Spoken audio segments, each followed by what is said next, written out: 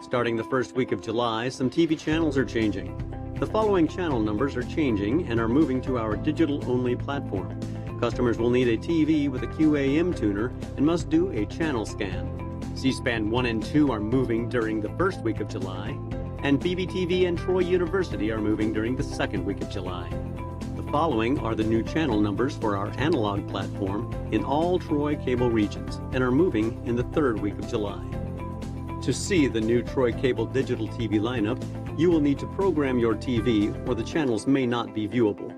To do this, go into the TV's menu and select Setup or Settings, then select an option similar to Channel Search or Auto Program, and the TV will automatically begin to search for all available digital channels. If your TV does not have a built-in QAM tuner or you are having other issues, please call any Troy Cable office for assistance. Thank you for being part of the Troy Cable family.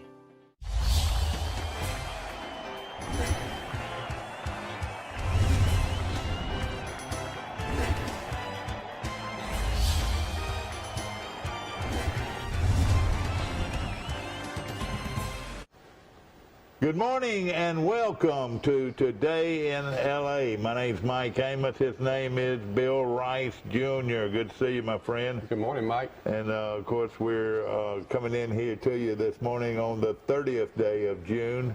And hope everybody's doing well. We're heading into the 4th of July weekend. And, Rice, it's a good weekend to be excited about supporting the flag of the United States of America. Yep, it all started in 1776 when America declared their independence from England.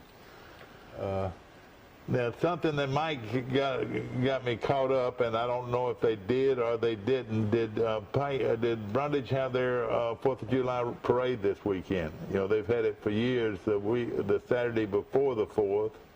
And I was wondering if somebody could give me that answer this morning as we You would assume they didn't, but that's a good question. Yeah, we're supposed to have a parade in Drayton that's right. Saturday morning. Are you going to be in it? You and your family going to be in it or what? I don't know. We might just watch it from the yard. We thought about having the girls in the parade, but I don't know. I imagine it'll get canceled as well because there's so many people. Well, if your wife will prepare another eggs, sausage, and cheese casserole, I'll come down there and be with you. Yeah, it's the tough thing for us is, you know, usually on Saturday mornings we like to get out on the beach real early, sometimes by 7:30. Yeah, that would be good. 8 o'clock to beat the crowds, but. I don't know what it's going to be like 4th of July weekend. My wife and her office are actually off on Friday, so we might go down Friday morning. Yeah, a lot of people will be taking the Friday off. Which would you rather have? I think I'd rather have the Monday than the Friday, wouldn't you? Yep. If I had a choice. Of course, so we've got I say we got quite a bit to talk about today. Of course, the main item is the virus that has us all captured right now. And, you know, I noticed that I've been staying in the house just almost as a normalcy now. You know, it's just part of life. No need to be out being busybody all over town whenever there's a virus out there. Mike, what are the totals this morning? Do you have anything? I mean, I looked at the cases yesterday, and it was around 35,000 new cases, but only 311 deaths, which the death total is down a lot, which is good. But still a lot of cases, so you're hoping that they found new ways to treat this and, you know, prevent a lot of these cases not to get to the point where they're on a ventilator. So that's a good point. I saw a news report last night on NBC that said that they're doing a better job of treating people, especially if they catch them early.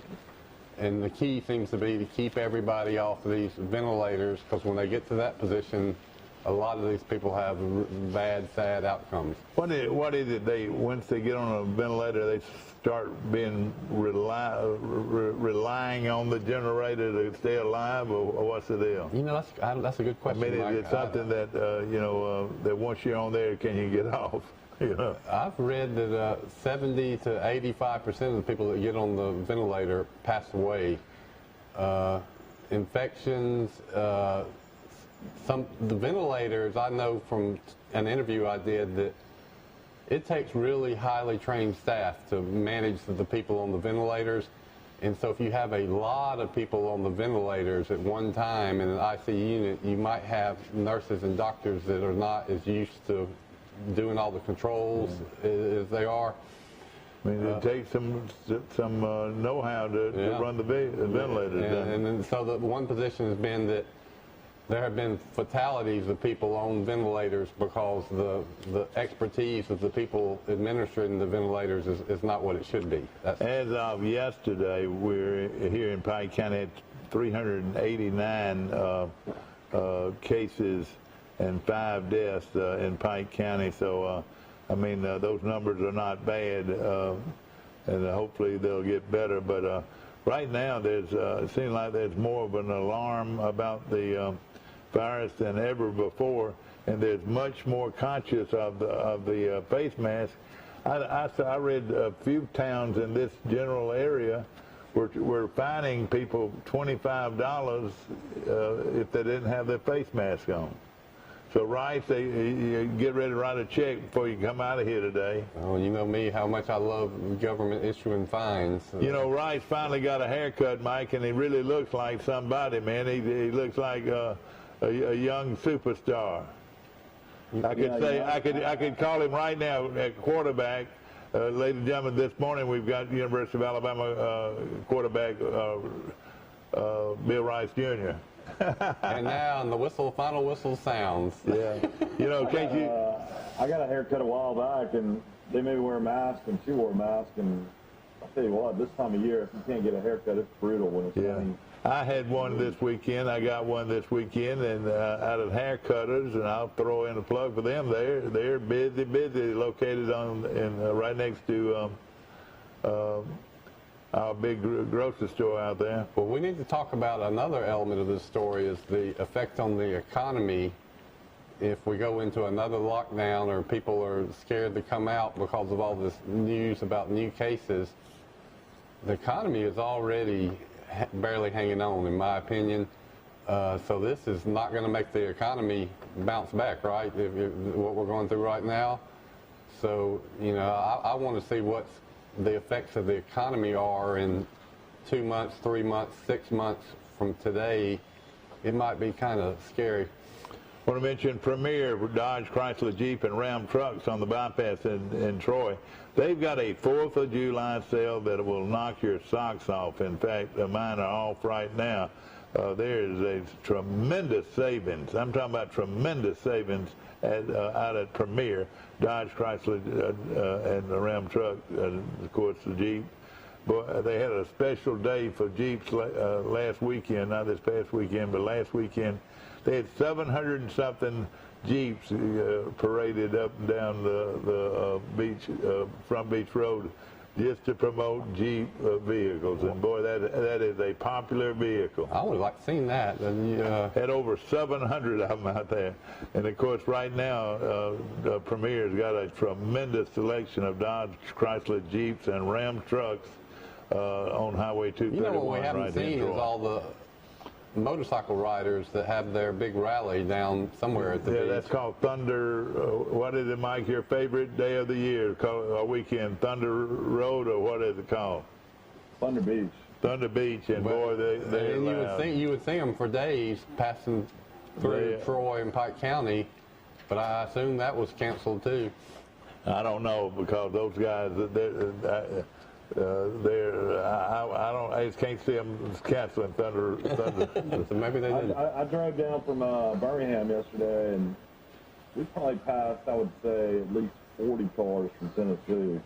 I mean, I really feel like the whole state of Tennessee is down here right now.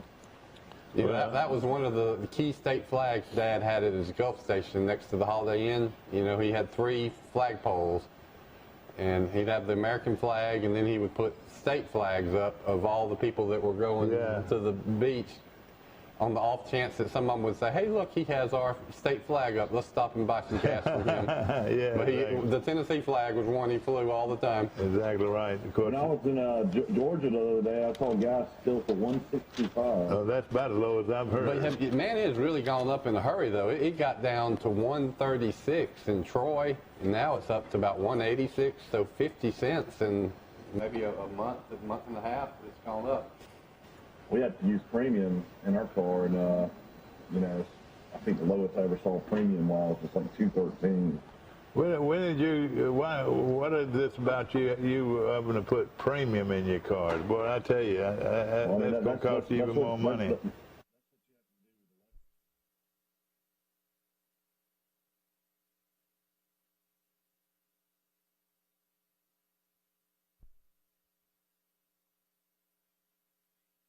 Come out and welcoming everybody back to school, and says AESU to reopen this fall as mask mandatory campus. So they'll have to wear their mask to the class and everywhere they go. And it's smart, and I think that's what we got to do, is wear our mask, and especially if you're going outside your what I call the friendly confines of your own property, is to put a mask on, especially if you're going to the grocery store or going out to check your mail or at the post office. It just makes good sense and very smart thinking to wear your mask wherever you go, because your germs could affect other people's, and at the same time their germs can affect you. And I told the story eating up at Red Schoolhouse Sunday, and it was delicious. I had peas and corn and all the trimmings, and they don't have the buffet, but you order from the menu, and the food was outstanding. Except I had one guy to walk by my table, and he gave us a good old cough. Oh.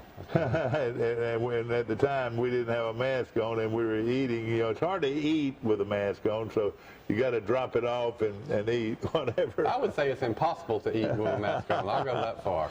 It probably catches a lot of your food though that doesn't go in your mouth. Oh yeah, well I don't eat with my mask on, but when that guy coughed next to you, did you ask him? Well, you know what? I felt like it because he didn't say a word. He didn't say excuse me or whatever. Well, I've read reports that people are getting in fist fights over the people that wearing the mask and not wearing the mask, and arguments in grocery stores, and that actually bothers me. I don't like that. Walmart, and I wouldn't doubt if Walmart and some of these big places like the other big stores might become mandatory to wear the face mask. Might. Right now they don't, but you go out to Walmart right now and you see about, I'd say 75% of the people wearing the mask.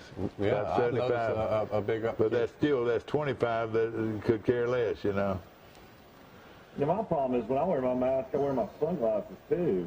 Yeah. I'm usually wearing a cap. In the old days, I probably would have been arrested looking like that. Yeah, exactly. You were coming in and robbing a bank, and of course, ladies and gentlemen, we're not trying to scare you, but it looks like this COVID-19 virus is here to stay at least through the 4th of July.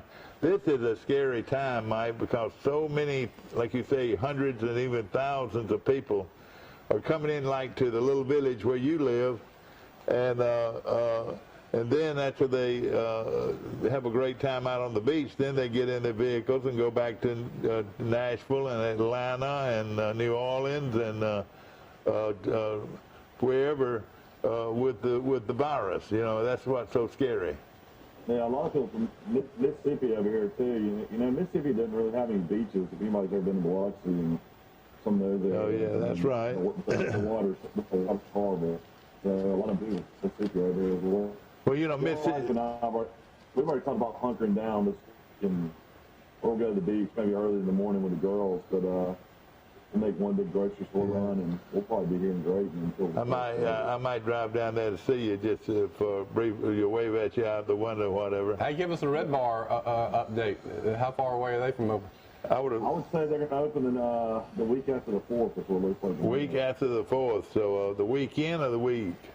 The week after. There's just logistics of opening up the 4th weekend will be a nightmare. And that would be, of course, the 4th is falls on Saturday, this Saturday, and that'd be a great opportunity. And of course, a lot of the schools out there are preparing to open on time if they can. Now, your wife's a school teacher. What are they saying at Charles Henderson? You know, I haven't heard, Michael. I think that they're going to start on time. I was watching Fox News last night. They have a report that the Pediatric Doctors Association has encouraged our government to open up the schools. And not only that, not worry about social distancing and don't make them wear masks. They say that the health effects on the kids staying home and the parents having to stay home with them is worse on the health of the kids than going to school. And then also they know that, you know, the children, for some reason with this pandemic, don't seem to get sick, or if they get sick, they just have the mildest of symptoms. So there's virtually no risk for, you know, 5-year-olds to 17, 18-year-olds. of course, my wife and I talk about that all the time. Like, we can't imagine how stressed and how just like the world would be just totally different when it comes to kids, if the kids were affected. Because the Spanish flu affected kids. Yeah, that's the point I make all the time, Michael, is that that pandemic affected everybody across all age groups. Matter of fact, I'm reading the book on it right now, and it said that the main group was the 30-year-old group, and then the young soldiers. This pandemic, as we heard the other day from the New York Times, 43% of the fatalities have been nursing home residents. And then the vast majority of deaths have been over the age of 70. So it's bad news, good news. Terribly serious to older folks. The good news is as far as your risk of dying, it's not very serious at all for people 50 and under. Mike Amos coming to you from the friendly, what I'll call the friendly confines of Grayton Beach, Florida this morning. And is it pretty down there this morning? Pretty sunrise? Yeah, it's gorgeous. Sunny and hot already. I think it's probably about 80. It's going to be really hot all week. Highs around 89. Humidity is going to be great. I guess you still got a little bit of the Sahara desert dust cloud. Yeah, that's what I was worried about and concerned about. And then tell us about that. Well, I mean, just somehow the dust cloud came up through the Gulf of Mexico, through the jet stream, I guess, and it's here a lot over the last 4 or 5 days, but they say the air quality is a lot better down here now. I mean, hopefully it'll go away by the 4th at least. Where was it heading? You know? Was it heading up this way, or was it? Yeah, it was heading up through Alabama, through the southeast. And you could tell a difference in the sky down here even when we left on Thursday. It gives a real pretty sunset, but again, it's a lot more. It's not good for people to have respiratory issues. Yeah, I know it exactly. No question about it. Yeah, our little ones left daycare, preschool. Their last day was Thursday, and both of them have runny noses now on their last day, so that was great for us. Of course, you're sitting in a perfect place for the 4th of July fireworks, because not only can you have fireworks right there in Grayton, but all the little communities on up, Seaside, and then of course all the way up at Seagrove and Panama City Beach, and then Destin. Seaside's canceled their fireworks. We heard about that. Have they really? I didn't know that. That's surprising me. Seaside's gotten so bad they've gone to a curfew at night. Oh, okay. Allow people out until. Well, I know it's congested, and hear that, ladies and gentlemen, that surprises me right there, because that's sort of the hub of 38, wouldn't you say? Well, they always do a great fireworks show. They put a barge out there and they actually shoot fireworks out on the water. Yeah. But what I'm saying, like if you walked out on the beach, you could see fireworks in Destin, Fort Walton, and then of course Panama City Beach, and on into Panama City. Yeah. On a clear night. I'll be honest. The only time we don't drive the beach truck on the beach is 4th of July. Because there's just so many people down there, and there's so many people that have been drinking, and we'd rather just walk down there and walk back and just. And I'll tell you something else. I didn't see a lot of masks when people were walking in the up and down the little lake there. I didn't see a lot of masks. Nobody wears any masks on the beach. I'm not the first to wear a mask. Yeah. The business we need to get into down here is golf carts. I mean, there's so many golf carts everywhere up and down 30A. Then these electric bicycles that go like 25, 30 miles an hour. If anybody's got some money to blow and wants to invest in something like that, that's what you got to do down here. You know, the problem is about these golf carts is they rent them to people that can't even drive, you know, much less drive a golf cart. The scary thing is they got kids driving them all around. That's what I'm saying, no question. Yeah, I've seen that too. But that's been a trend for a while. I mean, every neighborhood has, first it was just regular golf carts, but now there are these little fancy Jeep-like golf carts. Yeah, exactly. You can get about 7 kids on one easy. Yeah. Oh, yeah. Well, I tell you what. I finally heard what you were talking about a while back as far as they had a national sports guy on talking about the upcoming football season and different plans and what could possibly happen. And there was something mentioned, Bill, about the fact that if the schedules in, with certain teams in the SEC or certain teams in states don't work out as far as some of these non-conference games, that there is a possibility of like Alabama and Auburn playing the UABs in the South Alabama. Hey, thank you, Michael. It was something. It was that.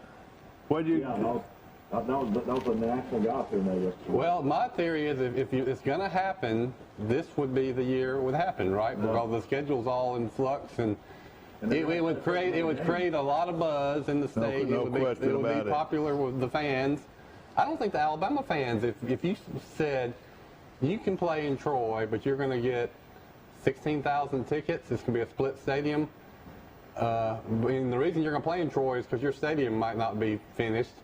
I don't think the Alabama fans would get upset, and that would start the precedent of these Alabamas and Auburns playing the littler schools, which is going to happen anyway, right? I mean, they've got to do it for economic reasons. But I don't think there's much chance at all that they would ever come to Troy or to the smaller stadium, because they don't go where the money is, But, this year they might. Normally I would say, right, no chance at all. Golly, wouldn't that be a mess? They mentioned the fact that, even up until, 2 weeks before the season, that some of these games will have to make a decision if they're going to be played to keep them trending like they're trending now. So, I mean, there's even an outside chance Troy wouldn't play Arkansas Pine Bluff and Alabama couldn't play USC in the first game. I could see that. It could be that game. It could be in Troy, or it could be in Tuscaloosa if the Alabama Stadium. I don't know the status of the Bryant-Denny, but they have a major renovation that they had to shut down for a couple of days because of COVID, and it was going to be a race to the finish line to have that stadium ready by September 12th. They didn't actually add more seats. They just they did. Inside. They got rid of seats. They got rid of seats, and of course, the money seats is what they're working on. Is that right? I think so. Yeah, all these boxes. They're making it more student friendly. Students are going to have more of an area to kind of congregate and hang out in the stadium. And of course, they've got a new giant scoreboard, similar to Auburn's, one of the biggest in the country. And So, Alabama needed, hey, I didn't know that. They needed that. There's no question about it. Where are they going to put it, at the north end or the south end? It's going to be... by the cemetery is where... it is the south end then. Yeah. But, I kind of like the 4 scoreboards they had because you can kind of see them throughout the stadium. They don't really bother me that much. Well, are they going to do away with the other smaller scoreboards or what? I believe they're just going to have one. Yeah. One big one. Well, the one at Auburn was one of the biggest in the country, so this is the same size? I've heard it's really big. Yeah. I don't know exactly. Aren't you sort of surprised that Auburn has, their stadium capacity is what, 86,000, something like that? Doesn't it surprise you that they're content with that when Alabama's 102,000? I mean, doesn't that surprise you that Auburn doesn't want to go to the 100,000 capacity? I think it's a smart move, though. I mean, they have a hard time filling those seats. I mean, they do a good job, but with the economy like it is, taking on that debt and, enlarging it, this is, these athletic departments have been spending borrowed money for decades to improve their facilities. If this football season doesn't happen, which is, I guess, still a possibility, they still got to pay those you know, $16 million debt payments for their previous things, and then to take on more debt is, I think these stadium expansions are ending. I mean, the ones we've seen the last 20 years, we're not going to see them the next 20 years. And so they make so much more. They mentioned, Go ahead.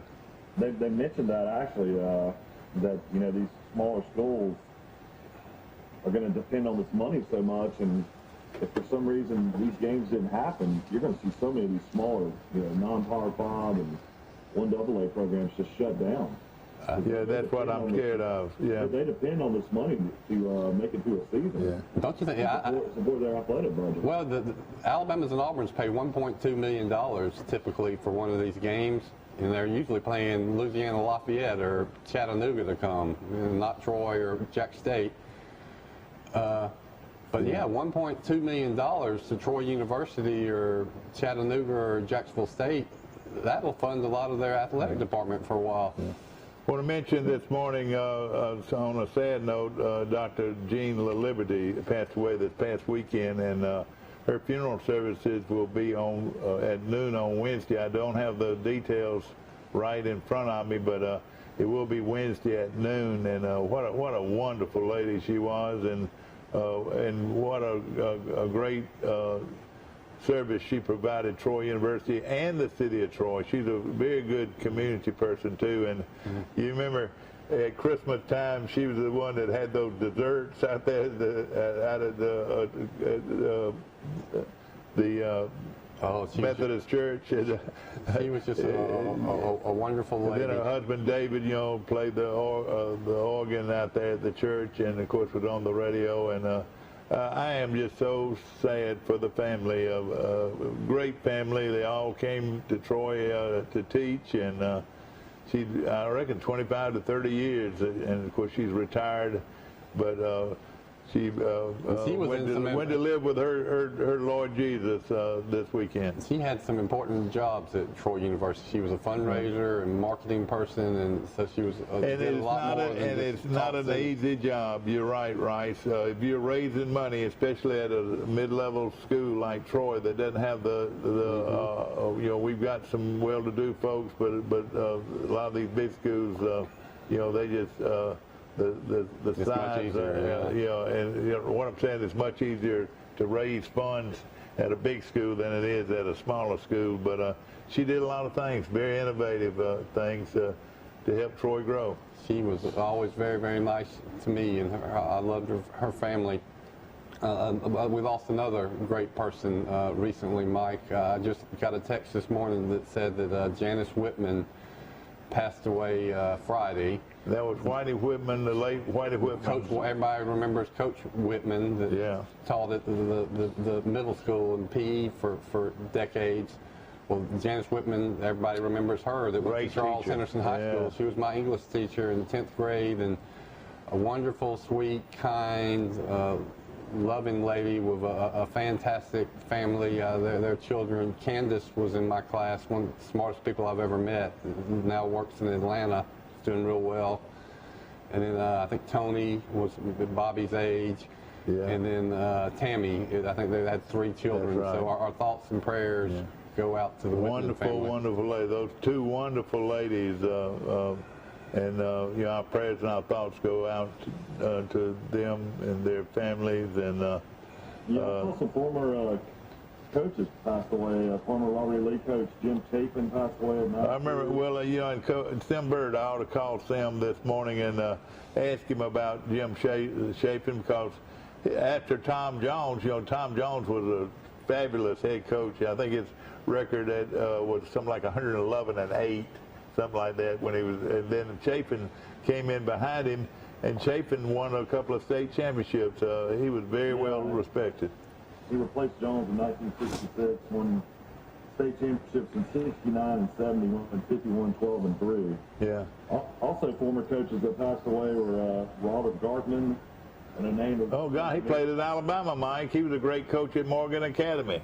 Yeah, he passed away, and another great coach named Mac Champion passed away. Yeah. What? Mac Champion passed away?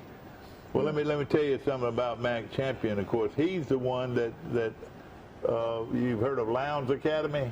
Mm-hmm. You know, but Lowndes Academy was a little bitty school, Mike, in Lowndes County. Of course, it was they played a public school schedule, and they played Robert E. Lee in Crampton Bowl and almost beat them. I mean, he built a tremendous program, not only at Lowndes Academy, but also in Hayneville. It actually was Hayneville High School at the time, and then they changed it to Lowndes Academy. But before then, Georgiana, he won a bunch of games at Georgiana. Have you got any stats on him, Mike?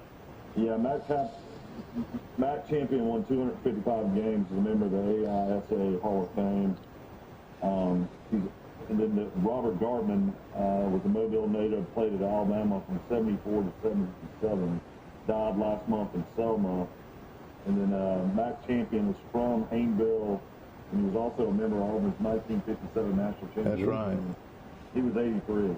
And boy, what a great coach! That really surprises me. And he's also a cattle rancher too, and also owned a lot of property. He also, I want to say, coached at Monroe, Monroe Academy in Monroeville. I think he coached there, didn't he? They've had some really good teams through the years. It says Gartman is best known for a pair of stints at Morgan Academy in Selma. He went 91-10 from 91-10.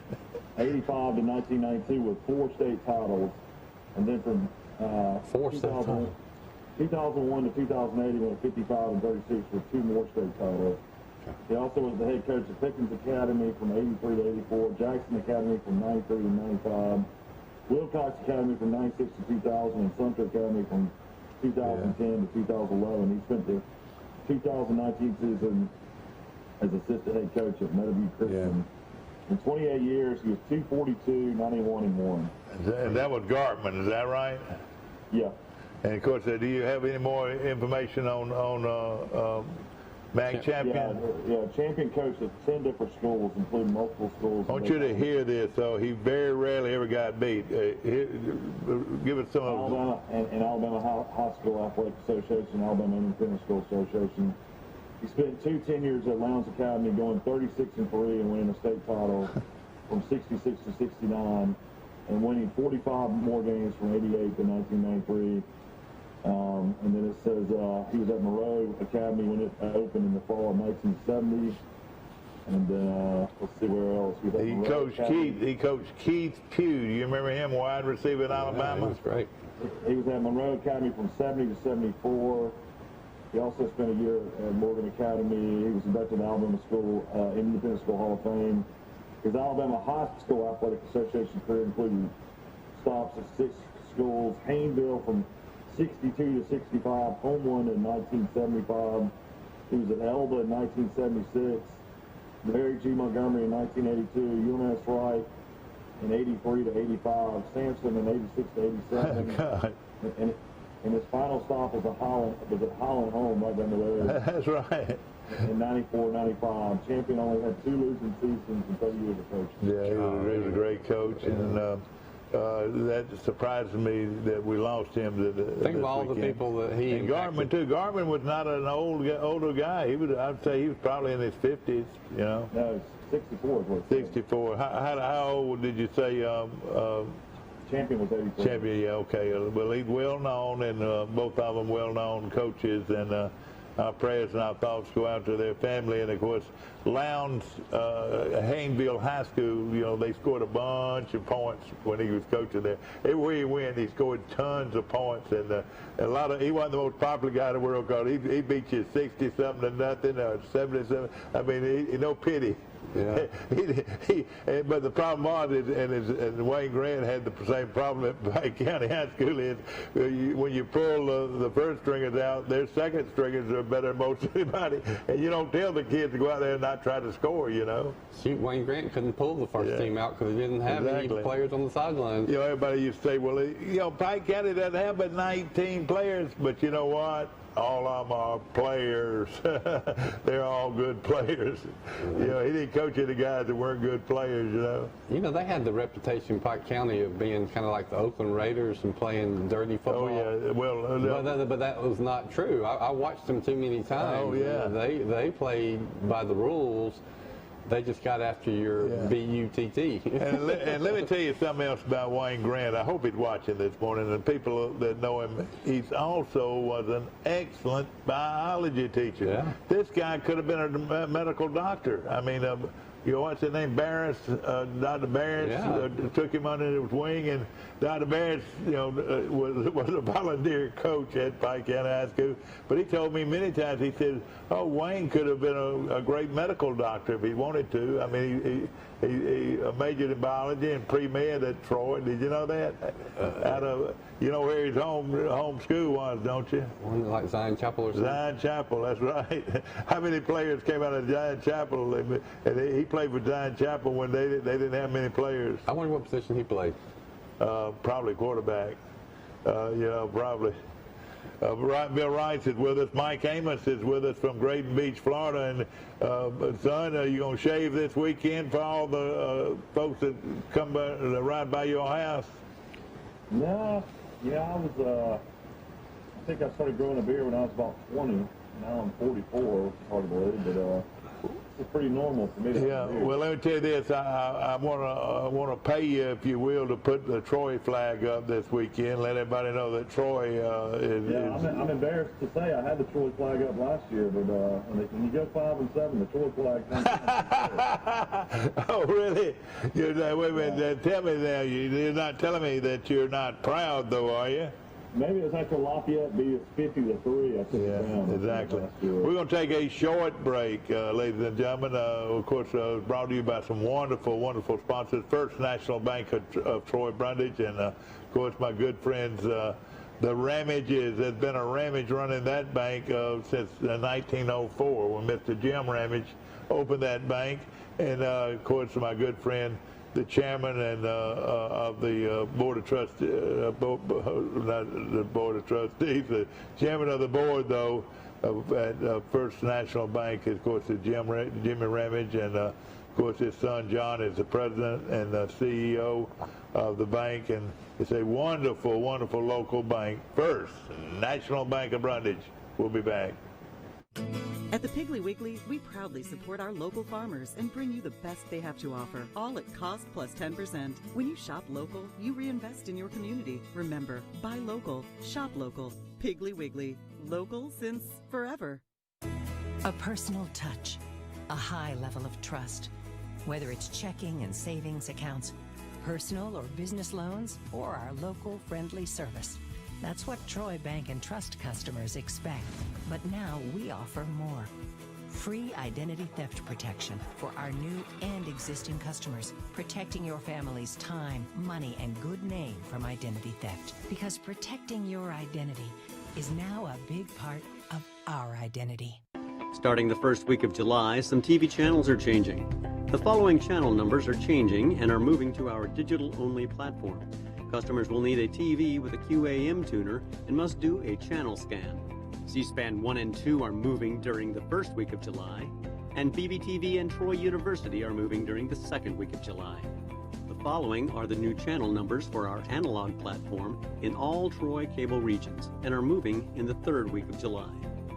To see the new Troy Cable digital TV lineup, you will need to program your TV or the channels may not be viewable. To do this, go into the TV's menu and select Setup or Settings, then select an option similar to Channel Search or Auto Program, and the TV will automatically begin to search for all available digital channels. If your TV does not have a built-in QAM tuner or you are having other issues, please call any Troy Cable office for assistance. Thank you for being part of the Troy Cable family. Here at Bill Jackson Chevrolet in Troy, we've been doing business the right way for 31 years. But don't take our word for it. We feel our customers express it the best. Been honest in everything we've discussed with them. When they say Jackson Satisfaction, they really mean it. The Jackson Satisfaction. She was younger, about my age. I don't know. She was Back younger than me. Back to our show, and of course, ladies and gentlemen, on a sad note, we look at the Whitman family and what a great family they were, not only in the Troy area, but in the Goshen area too. And of course, a lovely lady, great teacher, and then at the same time, you can say the same thing about Jean Little Liberty, a class lady and a wonderful parent. Her daughter was living up in Wisconsin, Gene.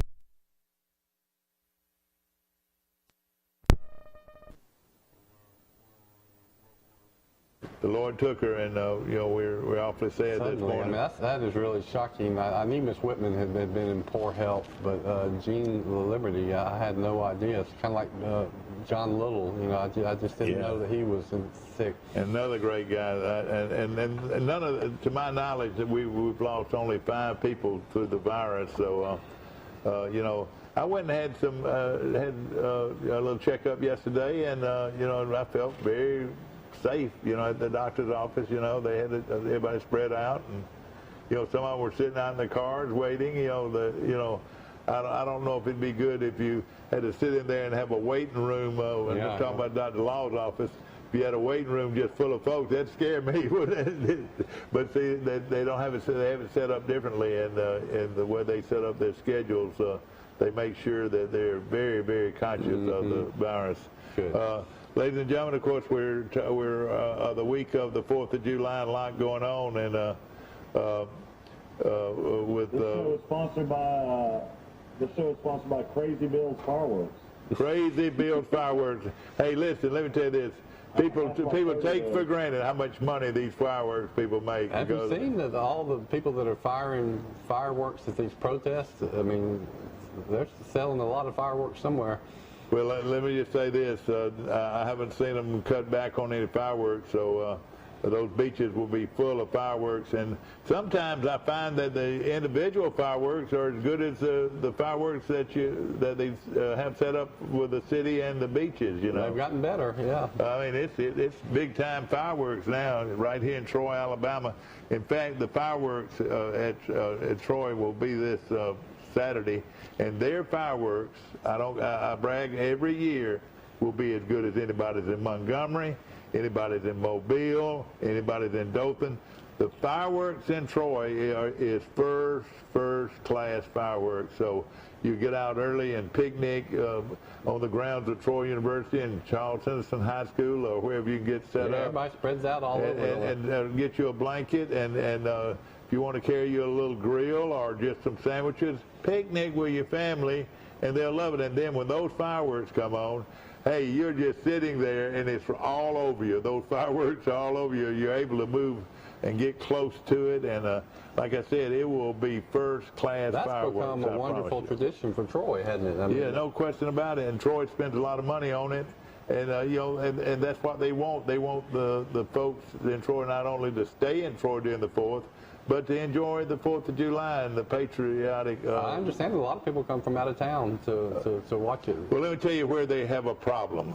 And you're going to laugh when I say this. It's Highway 231 coming up the hill to Troy from Brundage, or coming south from Dothan, up the hill. They start those fireworks, and those fireworks can be seen almost right on top of it, with the Highway 231 bypass coming right there, and you're right on top of the fireworks, and people start pulling off the side of the road, and the highway patrol has to work traffic because so many people are watching it from the Highway 231. It's a perfect place to be. We've talked before on this show about the Walnut Creek Lake project that almost happened 2 times in Troy. Well, that Walnut Creek goes across Highway 231 right by that hill you're talking about. That's right, sure does. And then as I understood it, that lake was going to wrap around back off the highway and go right behind Charles Henderson High School over to almost your property. Right there on the corner. To Elm Street, and you know. But I hate to even talk about it. But that makes me think that the fireworks are actually fired from the old band practice field at Charles Henderson High School, I think. That's where that's right near where that lake was going to be. So of course you can see it from exactly right. Oh yeah, and what I'm saying is, I say it sort of jokingly, but it's really sort of dangerous because of the people wanting to look at the fireworks. Oh, look, Daddy, look at that fireworks. Pull off the side of the road, Daddy, and let me watch those fireworks. I hope everybody's doing well this morning. Here at Park in Panama City Beach will still have their fireworks show. You can watch that. Yeah, well, that's right up, not far, probably a mile and a half from where I'll be. Yeah, when you go to sleep on the floor, you just hear pop all night. Yeah. Pop, pop, pop. And see, my little granddaughter, Macon, she doesn't like fireworks, Mike. She, and I've just never seen anybody didn't like fireworks, but she doesn't like the loud noises. Yeah. But hopefully she'll grow out of that. How about your children? Do they like fireworks? I've never known them to have any kind of issues.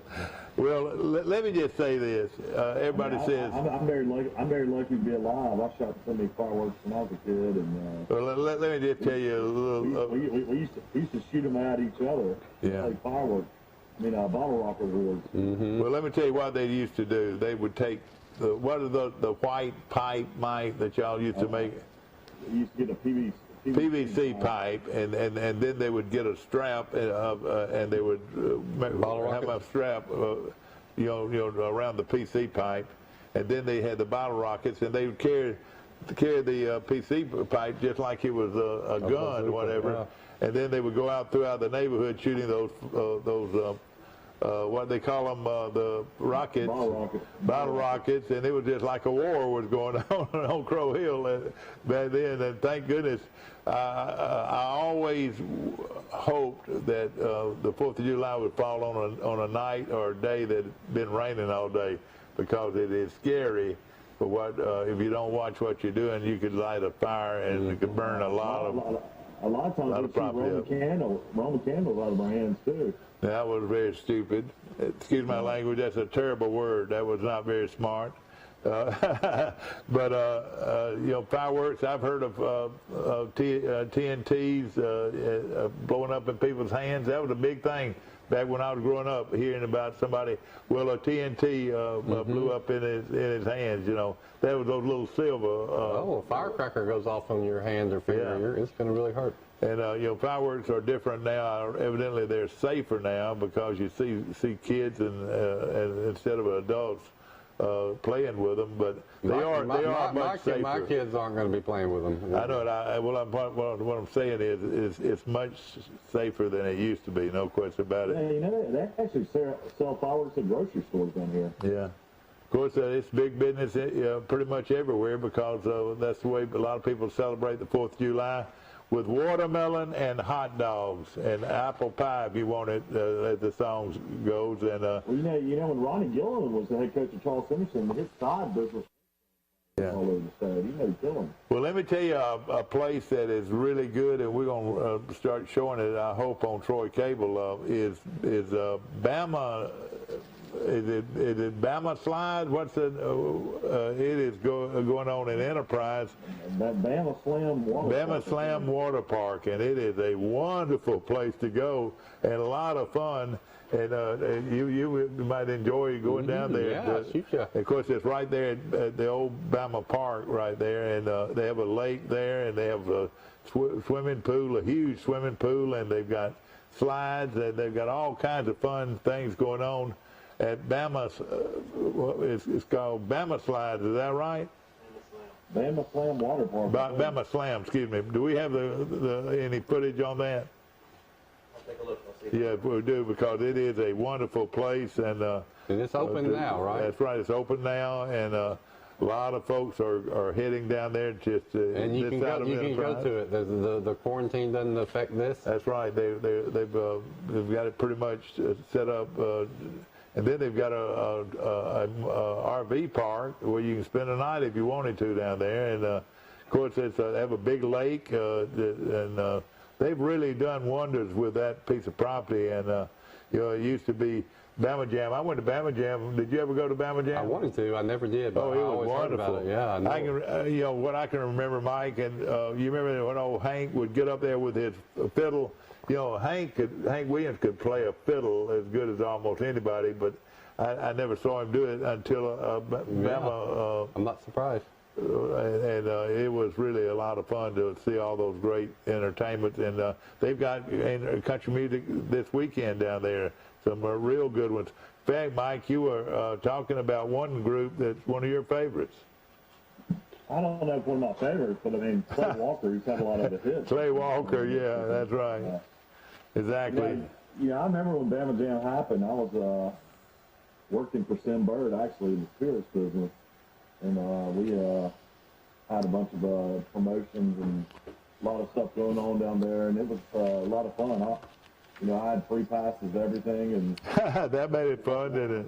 Walked around to every show, and it was quite fun. And they're going to have great food down there, and of course they're going to have fireworks on the 4th. They're trying to do slot machines down there at one time. No, they don't have anything to do with. They don't have anything to do with slot machines. It's clean fun, and I tell you, you'll really enjoy it. Going down, get down there early and enjoy the water park, and then of course if you want to hang around for the country music, a lot of people do that, and it's fun for the whole family, and they've got that going in a big way. It's called Bama Slide. Excuse me. Enterprise is only from Troy, 25 miles? That's right. Well, this park is only about 25 miles from Troy. Isn't it kind of closer to New Brockton than right near? Yeah, well, that's right. That's right. New Brockton and Enterprise. That's right, between New Brockton and Enterprise, and it's a wonderful place to go to have fun this summer, and I recommend it highly. No question about it. I used to go to New Brockton all the time. A lady named Patsy Helms lives there, and when I had a magazine called Pike's Peak that I put out about once a month when I had the Troy Citizen, and Patsy was the graphic designer that laid it out on the computer, and we did it from her house, and so I would go to New Brockton all the time, and we'd pull all-nighters putting that down, but I heard a lot of stories about old New Brockton from Patsy. Yes, exactly. I want to mention my good friends today at Bird Drugs, and they've got delicious sausage and bacon and eggs and grits and toast and all the trimmings today at Bird Drugs. Of course, they've got their famous lunch with their chicken salad and their tuna salad and their world famous pimento cheese plate. It's just a wonderful place for lunch or breakfast this morning. And as we speak, Sunny South. If it don't say Sunny South, you don't want it when it comes to breakfast. Boy, that is your breakfast venue. You ever go out there? Yeah, well, I give them a lot of business, and then I do occasionally get some food from there. And their pork chops are good too, aren't they? Yeah, well, they're just super nice people. Yeah, they sure are. Locally owned makes all the difference. Jim, Tom, Norman Sr. and Trent and Martha and all those, the Norman family, and they're excuse me, they're Jim Tom Jr. Dad was my little league coach, and I'll never forget all the baseball he taught me. And of course, Jimmy Norman was one of the best athletes ever come through Pike County, and of course played professional baseball with the Cubs, and he was a good one, no question about it. He was a good young player. Y'all kids growing up, y'all, I guess, played with wooden bats. They didn't have wooden that's right. We played with wooden bats, and let me tell you this. How many times a game was gonna break a bat? Well, a lot of the times, and hey, listen, almost every bat I had tape around it, where it was broken, and people just threw it away. And did y'all have pine card on No, I never did have any pine I was in the transition from wooden bats to aluminum bats. When I started playing Dixie baseball in probably second grade, we had wooden bats. But I would say about third or fourth grade, we had aluminum bats that come around, but they were far different than the aluminum bats we have today. Yeah. Let me use a phrase. Did you have to hit it on the sweet spot to hit it with a wooden bat? Yeah, you pretty much did. You had to look at your trademark. You had to look at the trademark. You know. It wouldn't jar your hand sometimes. Yes, it would. Exactly. And and there was nothing to see a broken bat single, or the bats cost money back then. I wonder how these college players make that transition from the wooden bats, the aluminum bats to wooden bats. It's got to be kind of hard. Well, one thing is that wooden bat leagues. Yeah. Well, let me tell you one thing about the bat today is, and it's the same philosophy that you have on the golf clubs. It's the same type of metal, and turning speed, bat speed, and also golf driver speed, and whatever.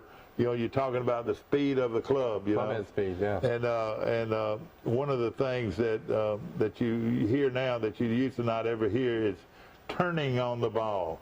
You know, like Jimmy Norman had some special coaching when he was young, and he turned on it. Like when he turned, his belt buckle was looking straight at the pitcher. You know, and he turned on the ball.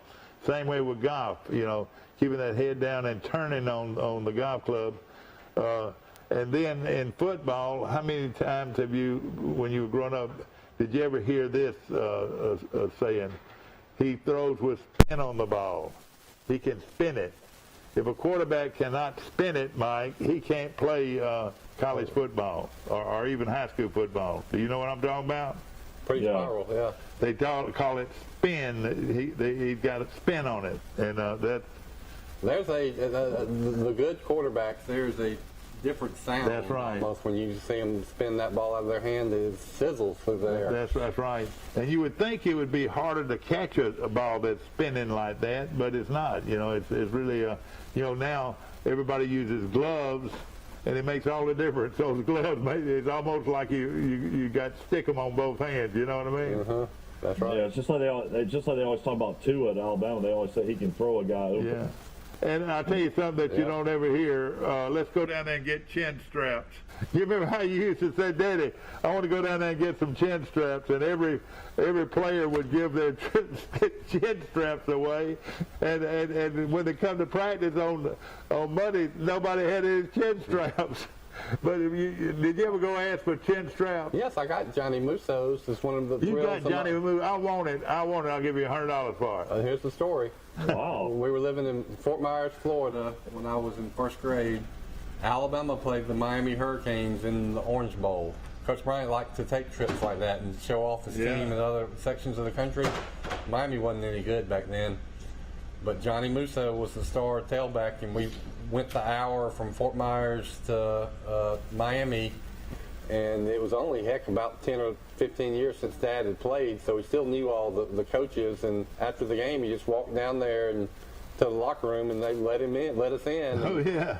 I talked to Johnny Musso after the game, and he gave me his chin strap, and I kept it for 20 years. Well, Bill's daddy sort of towered over everybody. 6'5" or 6'6", and boy, he was pretty. He had big old legs, and he was quite an athlete. But I remember Johnny Musso was really nice to the little kids like me. He made quite an impression. And Quickly, needless Johnny, to say, he was my favorite Alabama player. Johnny Quickly, Musso. what was his number, Mike? 22. 22, the great. And the problem was, though, with Johnny Musso is he wore number 22, but the second play of the game, he might not even have his jersey. They used rip-away jerseys back then. Tearaway jerseys. Tearaway jerseys. So Musso would come out there. They'd have, I think they told me that they'd have 10 or 12 jerseys for him to change because of the rip-away deal, you know. Yep. And, Did Musso ever get a shot to play in NFL? Or did he played for the Chicago Bears. He played with the several Bears, years. And he lives in Chicago now, so he's settled. He's a commodities broker. He's a multi-millionaire. He's done real well in the commodities business. That's exactly right. And of course, his son played at Northwestern. That's right. Really good. I remember seeing him on TV. That's right. His son wore number 22. Yeah. Played in the Rose Bowl. But Musso was a great player, and I can hear John Forney say, Musso to the 10, Musso to the 5, Musso scores, Musso scores.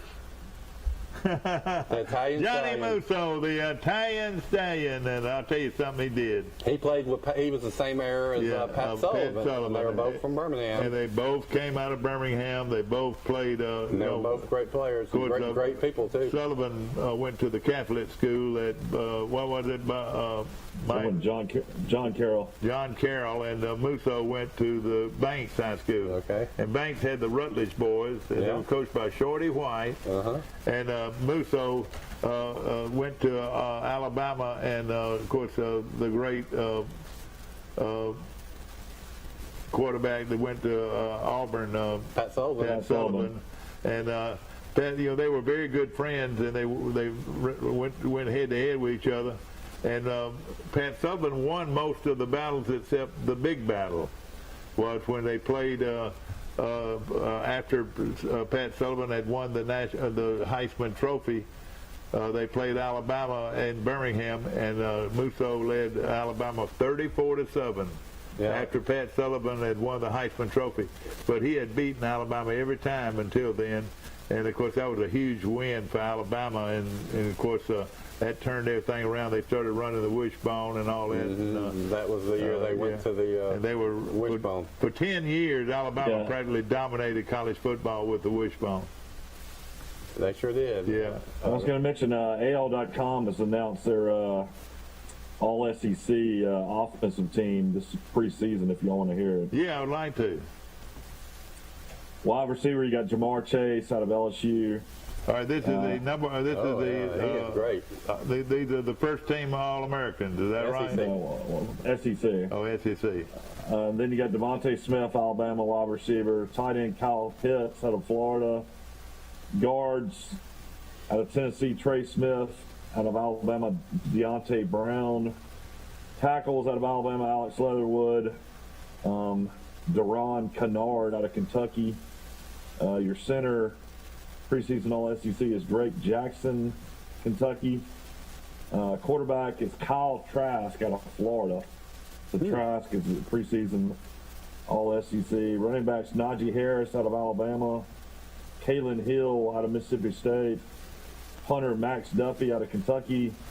Wide receiver, second team is George Pickens. Of course, he's from Hoover, plays at Georgia. Jamon Ashbon out of Texas A&M. Tight end, Jalen Whitmire, Texas A&M. Then offensive lineman, you got Sedarius Hutchinson out of South Carolina. Cade Mays out of Tennessee. Ben Brown out of Ole Miss. Leonard Dickerson out of Alabama. Trey Hill out of Georgia. Second team preseason quarterback is Kellen Mond, A&M. Running backs for Raheem Boyd, Arkansas. Chris Curry, LSU. And then punter Jake Kamara out of Georgia. So that's your early preseason team. They didn't have Waddle for Alabama on there? No, that's shocking. Yeah. You know, let's see how well you know Alabama football. You know, in that year of the wishbone. Name me some quarterbacks that played during that era. Oh, for Alabama? Yeah, for Alabama. Well, I'll name them all. You started with Jeff Rutledge's brother. All right, Rooster, yeah. Then Gary Rutledge. Gary, right. Thank you, Gary Rutledge. And Gary Rutledge did something on national television one time, Mike. Can you remember what it was? I don't know. He split time with Richard Todd. Then you had Gary Rutledge, Richard Todd. You had Robert Fraley. Coach Bryant played 3 quarterbacks a game in most games. Then you went to Jeff Rutledge. Then you had Stedman Shuley. Stedman Shuley was one of my favorites. You know, Don Jacobs, Walter Lewis. Those are all your wishbone quarterbacks. And now I'll tell you, some of you might have missed Jack O'Rear. You remember that guy? Jack O'Rear. That's how good Jack O'Rear was. He had a knee injury, didn't he? Where was Jack O'Rear, Mike? He was from out here at Tarrant. That's what Coach Bryant would always say. Said, "Old Jack's from out here at Tarrant." Of course, what great linebacker came out of Tarrant? Do y'all know? Mike. One of the great centers of all time at Alabama. Mike Hall. You got it, my friend. You're exactly right. Ken Coley played a little quarterback. He got hurt, too. Super quick. Coach Ken Coley came out of Birmingham. Let's see, what high school?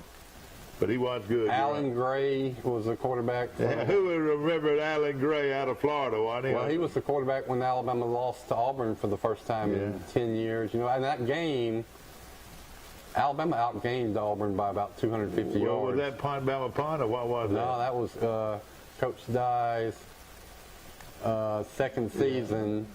And Auburn, in the first season, Alabama had to struggle to beat them. That's when Lenny Patrick had those great runs. Then the next year, Auburn wins. That's right. But you go back and look at that. Alabama had about 550 yards of offense. Auburn might have had 300 and something. But Alabama, I believe, had 4 or 5 turnovers. Yeah. Well, let me tell you this. The great one out of Jasper, the Jasper Rocket, never really lived up to expectation except until that game. And he dominated that game. He showed flashes. And that was the year right before Pat Dye beat I would say Alabama. it's safe to say that he stayed in Coach Bryant's doghouse. And, I mean, Richard Todd was quarterback from what, 74 to 77? Yeah, he was a big, strong. He was a big, strong That's about sounds guy. right. Yeah, he would have been the quarterback though in '73 when Alabama lost to Notre Dame in the Orange Bowl in that great game. He was one of the quarterbacks. You remember the great play in that with, game? Gary Rutledge. He called a touchdown on a throwback to to the quarterback. And who was the guy that threw it for Alabama? Do you know? Who was it? Mike Stock from Elkhart, Indiana. Made it was a halfback pass. Perfect call. It was on national TV. Looked like Alabama was going to win the football game, and they had the Notre Dame backed up on a third down call from the goal line. And nobody expected them to throw it, and they did throw it, and they completed it and put the game away. You know what? Alabama lost 17-16. We talk about the 17-16 punt game where special teams cost Alabama a victory, won Auburn a game. Well, think about that Notre Dame game. Alabama missed an extra point. That's why the game ended up 24-23, or would have been 24. That's right. And Notre Dame ran a kickoff back all the way for a touchdown. Exactly, so I remember that. Special teams. Was that in that game, or was that the next year? That was that game. Good morning, you on today in L.A. How you doing? Good, Coach. This is Joel Williams. Unless I missed it, y'all omitted the first and the greatest wishbone quarterback at Alabama. Terry Davis. Terry Davis. I call him the Bogalusa Rifle out of Bogalusa, Louisiana. The only person I ever saw run the wishbone better than Terry Davis was Mike Turk. Yeah, Mike Turk was a good one. Stedman Shealy was a good one, and of course you remember when he beat Auburn on that big run late in the game. Yeah. But you're exactly right, Joel. And Terry Davis always said, no John Pony would say, and that quarterback, Terry Davis from Bogalusa, Louisiana. I'll tell you, Terry Davis and Mike Turk never missed a read. That's right. Now, Terry Davis and Mike Turk, neither one of them could do anything except beat you slam to death. And they would both do that. And they hid the wishbone from Southern Cal, and Terry Davis went out to the Coliseum in Los Angeles, and Alabama pulled the upset by going to the wishbone, and Terry Davis, the youngster from Bogalusa, Louisiana, was the star player. And that was sweet revenge from the year before where they wore us out. Yeah, you're right, no question about it. That's good memory. He's one of the greatest ever. I agree. Thank you for that. Then Turk, the thing about him, he was so tough. Everybody said, "Oh, he's so little." But you know what? People couldn't ever get a good lick on him. He was just so quick, you couldn't get a solid lick on him. And a football IQ out the roof. No question about it. You're exactly right. Man, of course, we're just going over some of the fond memories. You were born and raised in Troy and grew up here. We were bragging about our fireworks on the 4th of July. I don't know if you can find it any better anywhere than right here in Troy. No, not right here in Troy. And we've been having, and that's a tradition. We've been having them for as many years as I can remember now. I mean, and you're right. You can go to town anywhere, any size. When my wife and I got married 26 years ago, we went to Martha's Vineyard on our honeymoon, and they said, close out the season, we're having a big fireworks display. So we went down there and watched the fireworks. It was pathetic. we laughed at them and said, they don't know what fireworks are. Yeah, that's right. And you know what? You take 20 minutes of fireworks, that's a lot of fireworks. That'll fill your quota, right? It sure will. And of course, here in Troy, they let you get right on top of it, and it's going to be a great 4th of July. No need to go anywhere. Just camp out with your family, and it'd be a lot of fun. Yeah, my wife and I get in our little convertible and find us a spot, and we watch them. I bet. I tell you, Joel, this community, we've got a lot of people that'll just be just as happy to stay here and enjoy the fireworks. My kids saw it the first time last year. We moved to Troy a little over a year ago and back to Troy. And my 4-year-old and 8-year-old just loved it. Yeah. So, You remember when they used to have the fireworks out at the Pike Drive-In Theater? You remember that? They get up on top of that building. Did you ever go to any of those? Oh, yeah, I remember that well. And they would have the fireworks out there. Mr. Gaylord would have the fireworks, and it's just ironic that Bo brought all those fireworks to Troy. He knew all those fireworks people, and I reckon that's why in the heyday back when Bo Gaylord was over the recreation department, they were able to get all those good fireworks. He knew those guys. I had never thought about that connection, but you're right. That's right. And then, of course, a lot of folks would stay and eat supper at the hotel, at the Grimes restaurant there, and watch fireworks while they ate supper. You remember that? Yeah. That was a good place. Yeah. We had a lot of good places in those exactly right. And, of course, during the summer months, we spent time playing outside. People look at front porches, and nobody builds a front porch today, but back when we were growing up, everybody had a front porch. And after supper, all the kids went out to play, and the parents sat on the porch rocking and watching them play. Mm-hmm. We had our grandchildren here a couple of weeks ago, and I walked them down to Murphy Park, and I was showing them where all the baby pool used to be. Oh, yeah, exactly. And the high dive and the pavilion. And you remember they would change the water twice a week, and that water would be ice cold. Do you remember that? Oh, gosh, yeah. It would. You have to chisel a hole in the ice. It was freezing. Let me ask you something. Big, deep pool, too. Oh, yeah, that pool was deep. And then, they had the high tower. And if you climbed up the high tower, a lot of people said, it was a dare. I dare you to jump off that high tower because it was about 6 to 8 feet high or bigger, maybe taller than that. But the rule was if you went up there, you had to jump off. That's right. They didn't let you come back down the ladder. So there was a lot of guys that got up there and said, I'm afraid. And they'd wait in the corner of the shower, after they climbed up there, they'd get back in the back corner and wait there sometimes 30 to 40 minutes before they got enough nerve to jump off. Do you remember that? I was probably one of them. I went up there a few times. Yeah. I didn't make a habit of it. Well, they also had a high dive at Wright Hall swimming pool, and that but that one was even taller. Yeah, I know it. The natatorium. But but you don't see them anymore because of the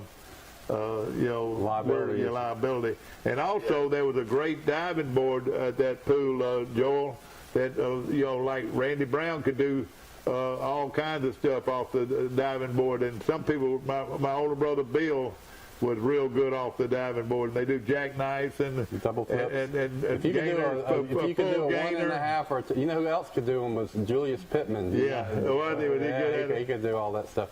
Joel, I tell you something now, the lifeguards had a lot to do with how good we were going to have fun or not. Ragtag, do you remember ragtag? Oh, yeah. You didn't want to hear that whistle. That's right. And Buddy, let me tell you something, up close, and somebody could wear you out with a wet towel, That thing would pop. That's right, and of course that was a lot of fun that we had growing up back then. And, it's funny you took your grandkids to Murphy Park. I take my kids there, Joel, and we walk from next door to where you live was my grandmother's house.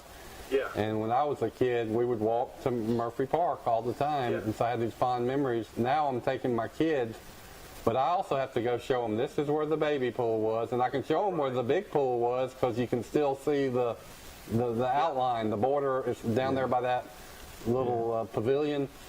Yeah. I'm gonna throw it's like ruins now. I'm gonna throw out a name to you, Joel, and I think I'm gonna probably make you cry. Uh-oh. How good was Pete Farrell with what he had to do to work with? Pete Farrell was the recreation director for years and years, and what a wonderful, wonderful man Pete Farrell was. Pete Farrell touched a lot of lives. He was also, classroom. Oh yeah, math teacher. And coach, and he did a lot. He lifted a lot of heavy lifting in this community for a lot of years. Let me see how well you can remember something. When Pete Farrell, he never used a eraser. He always erased it with his hand. He always he never did use an eraser or anything. What did he write on the left-hand side of the chalkboard before he got started? I don't know. don't you ever remember he wrote "think"? You ever heard him say "think"? You know, he's a math teacher, and he wrote "think" on the side. It never did do much for me, but it helped some people. He was a great math teacher. But now he was a couple of years before. He wasn't in the classroom when we came along. Yeah, he might have been administration. But I tell you what, Pete Farrah is an unsung hero of all heroes, and and like I said, he was recreational director, and back then they didn't have much money to deal with, and but he always made it good. He always made it good. We always had something to do. Well, listen, I need to run. I got to go practice law, but I didn't. Well, listen, we appreciate you calling. Terry Davis, the greatest wishbone quarterback of them all, and he's probably right. He stops on my list. Y'all have a good day. Take care. Yeah, okay, no question about it. And of course, he might be watching us this morning from Ozark this morning. Of course, he lives there in Ozark now, and of course. Terry Davis does? Yeah, oh yeah. He lives in Ozark. Yeah, he works at Bearfields. Yeah, he did. I don't know if he's with Bearfields anymore, but they're real good friends. And I used to go in there and try to talk to him about football. He didn't want to talk about football, but he was a great one out of Bogalusa, Louisiana. How did he settle in Ozark? Did he marry an Ozark girl? Yeah, I think that's what happened. No question about it.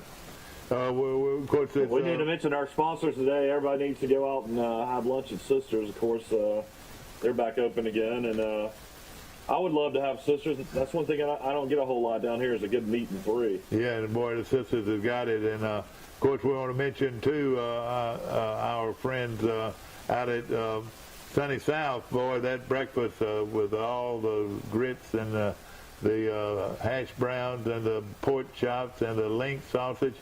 I wanted to mention this. New Brockton, Alabama will soon be the home of, you remember the great link sausage, Mike? The best link sausage you've ever had came from where? What, you talking Kelly's? Kelly's. Kelly's is building a new facility down in New Brockton. I don't know if they're going to call it Kelly's, but to me, Kelly's sausage is the best sausage ever. That name's well known. Everybody talks about Kanaka. Give me Kelly's. The best sausage I think I have now is this deer jalapeno cheese sausage out of Fayette, Millport, Alabama, that Lee's uncle brings from the beach. Yeah, what they do, they. I just traded a bunch of bottles of wine for sausage yesterday. I reckon that's where you do it, man. That's where you do it. Yeah, it's called bartering, I guess. Yeah, exactly. I tell you what, I'll tell you this: if you haven't been by Goldfinger's for chicken or for hamburgers, Goldfinger's is a wonderful place to eat. Located right next to your favorite grocery store, right? This is right next door in the public shopping center. Public shopping center right next door down. And I'll tell you this, their French fries, I love the way they do their French fries. It's a great place to eat, Goldfinger. You bragged on it forever, and then I finally took my kids, and it is as good as you say. No question about it. Of course, is Charles Henderson practicing football and all the other high school? I'm sure they're working out. I don't know if they're practicing, but they show all these teams practicing down here. When I'm watching the news down here locally, they were interviewing the coach at South Walton High School down here yesterday, and then they're always interviewing like at Bay and Rutherford and Mosley and all those schools. Yeah. So let me ask you a question. The college programs, especially the rich ones, they're testing every one of their athletes that come back. That costs a lot of money to do those tests. Are the high schools going to try to do that? Or I don't think they can afford it, right? To test every one of your players before the season? I mean, due to the cases being between 1 and 18, such few cases, I don't know if maybe they have to test as much. I don't know. That'd be interesting. I guess it's different guidelines from different states, but not only are the Alabamas and Auburns testing, but I think they're going to keep testing. Every couple of weeks. But the high schools, those tests, somebody's got to pay for them. So I don't know how you can do it. Yeah, I don't either. Well, I saw yesterday when they were interviewing the coaches, the whole team was working out outside. They actually weren't working inside their weight room. They moved all their weights outside. You mean Troy or where? No, some hospitals down here on the Panhandle. I was watching the news. Yeah, no question about it. I mean, I can't imagine trying to lift weights when it's 95 degrees. Yeah, it's hot. So. No, we used to do it at that cinder block weight room we had at Charles Emerson High School. The Marlowe room? No, it was before the Marlowe room. That was the school shop. I think Coach Jeffcoat and his assistants pretty much built that little cinder block place by themselves, but that's where we lifted weights and won us the state championship. Yeah. So, the worst thing Jeffcoat would have us do is after practice, we'd all have just soaking wet hands. It'd be about 95 degrees.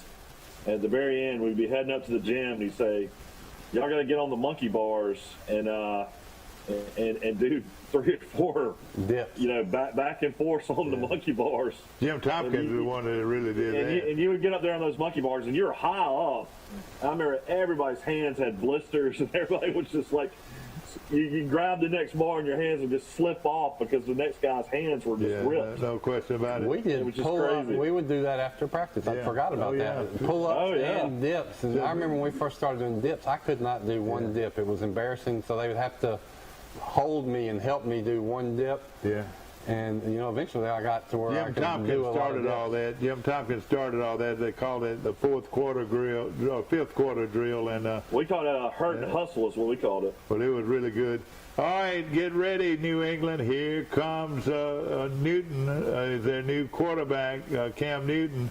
And hey, to me, I don't know if they miss a beat. If he's well, he's a great quarterback. I'm with you, Mike. I saw a great show on ESPN too. Got one of these sports talk shows. They talked for 30 minutes about Cam and made some good points. That Brady was great at distributing the ball to playmakers, right? But these guys made the point that New England really doesn't have the playmakers they used to have. But now they got a quarterback that can be a playmaker himself. That can run. See now, before they didn't have a quarterback that could run. Brady was not a runner. Now you're looking at not only you got to defend the pass, but you got to defend the run. And a lot of people think that Newton could be the quarterback with going against Tua, Mike. They got good running backs too. They got Shoney Michel that played at Georgia, and then Damian Harris. He barely even saw the field last year at Alabama. He's a running back for New England. Yeah. Oh yeah.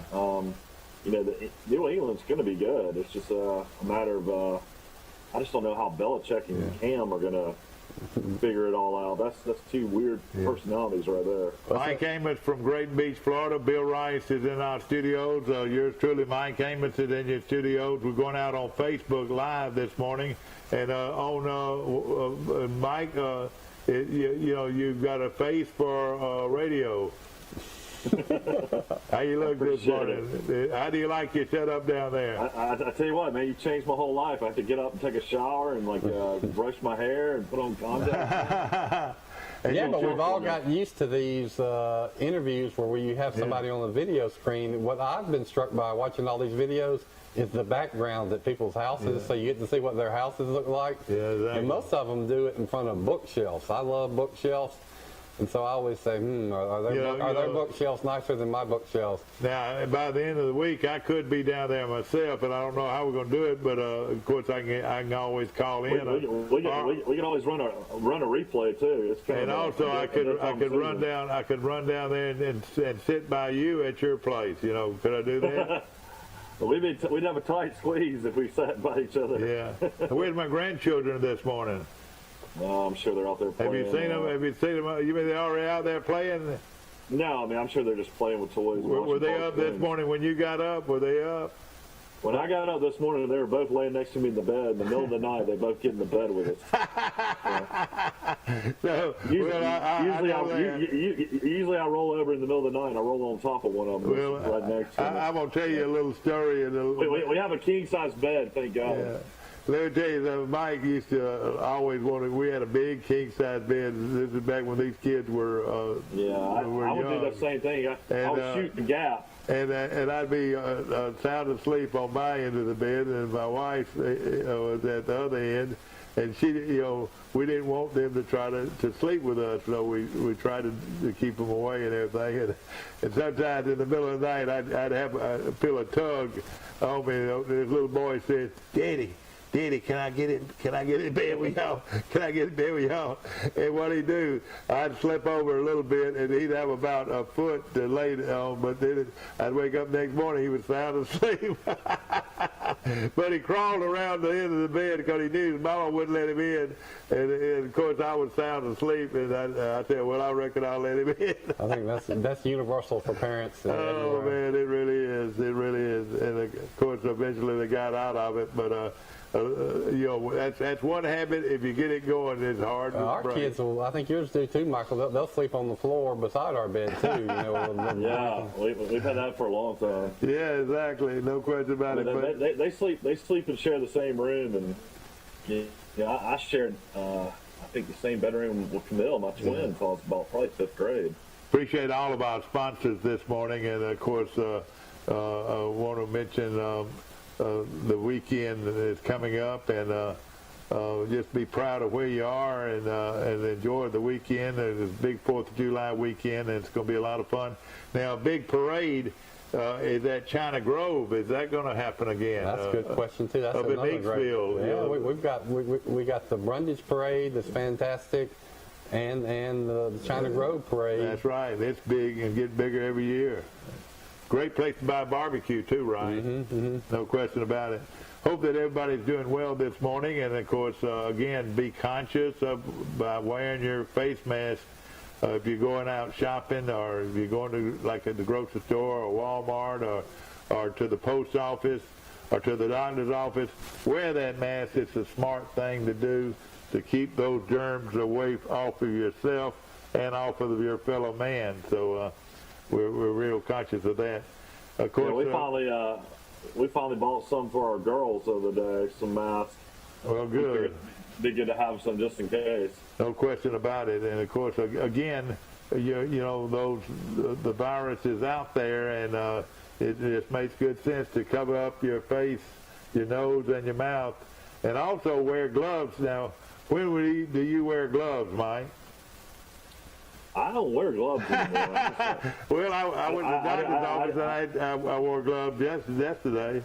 You know, I keep a little thing of hand sanitizer in my pocket, and then when I go to the grocery store, I have like a handful of wet ones. Yeah, well, that's good. I open everything with. That's good, no question about it. And again, it's one of those things where you know, you've interviewed players, you know, throughout your history at Troy Cable for I don't know how many years, 30 years, and I wonder if you'll be able to go around and interview more than that, Mike, since the mid-'70s. Not the mid-'70s. Yeah. I'm just saying, I'm talking since you work for Troy Cable, you've been doing it since what, 88? Introducing every single player in the county. Yeah. Well, okay, maybe so, but we've been doing that about since the mid-'80s. We had a show here. Yeah, that's what I'm saying. But I'm just saying. I mean, I wonder if you'll be able to do that this year. They'd have to get you one of those. I'm contemplating on it. You're right. I'm contemplating on it. They'd have to get you one of those long microphones to interview. Yeah, exactly. You're seeing that a lot now. Exactly. Well, it's one of the things that. Or they could just set up a podium. And they could just walk up to that podium, I guess. That's what they're doing in these PGA golf tournaments. Exactly. Have you seen these interviews with these golfers? They're just coming up to a little. Yeah. We got to be smart. We got to do things that are smart. Or Troy Cable could just do Zoom, I guess. Yeah. We appreciate Troy Cable, and of course we've enjoyed going out on Facebook this morning around the country, around the world on Facebook, and I hope that you're having a great day. Be smart. Please be smart, and don't be scared. Be smart. That was our slogan earlier, and we'll do it again. Don't be scared. Just be smart and cover up when you're out in public, and be smart. And of course, it's us by us being smart. Hopefully, we'll save a lot of lives. Have a great day. We'll see you tomorrow.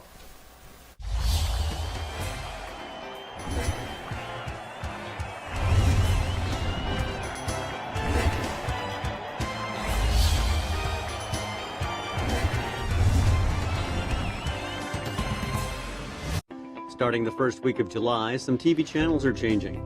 The following channel numbers are changing and are moving to our digital-only platform.